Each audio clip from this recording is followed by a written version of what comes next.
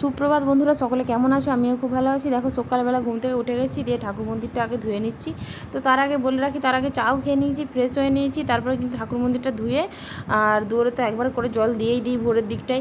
তো তারপরে আমি একটু দেরি করে উঠে এই যে লেপতে আরম্ভ করেছি। তো কদিন ধরে লেপা হয়নি, কারণ কি বৃষ্টি হচ্ছিলো, প্রত্যেক দিন বৃষ্টি হচ্ছিলো। তো লেপে দিলেও তারপরেও অনেক কাদা হয়ে যাচ্ছিলো বৃষ্টি পড়লেই।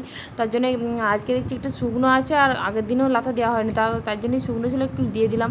তারপরে দেখো ঈশানকে যে খাবার করে দিয়েছি, এই যে হরলিক্স আর ড্রাই ফ্রুট যেগুলো ভিজিয়ে রেখেছিলাম সেগুলো দিয়ে দিলাম ঈশানকে।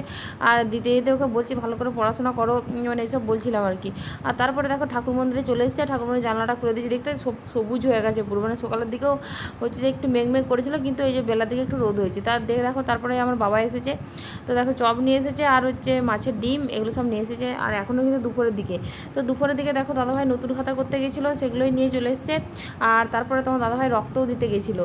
তো আজকে আমাদের এখানেতে স্বেচ্ছায় রক্তদান শিবির একটা হচ্ছে, তো সেখানেই রক্ত দিয়ে এলো। তার জন্য ও তো মুরগির ডিম খায় না, মুরগির ছোঁয়াও খায় না, তার জন্য কোনো টিফিনই খায়নি। তো তার জন্যই ওকে আমি প্রথমে হরলিক্স করে দিয়েছিলাম। তারপরে কিন্তু এই যে এতগুলো ফল তো ফলগুলো কেটে দিয়ে আমি ভাত খেতে গেছিলাম। আর এখানে দেখো তোমার দাদাভাইয়ের কিছু ছবি, রক্তদানের কিছু ছবি আমি শেয়ার করে দিলাম তোমাদের সাথে। তো সব কিছু যেন একটু একটু করে তোমাদের সাথে শেয়ার করি। তো এই তো কিন্তু বছর বছর ও কিন্তু রক্ত দেয়, আবার বছরে আবার মানে 8 মাস ছাড়াও আবার রক্ত দিয়েছে এরকমটা।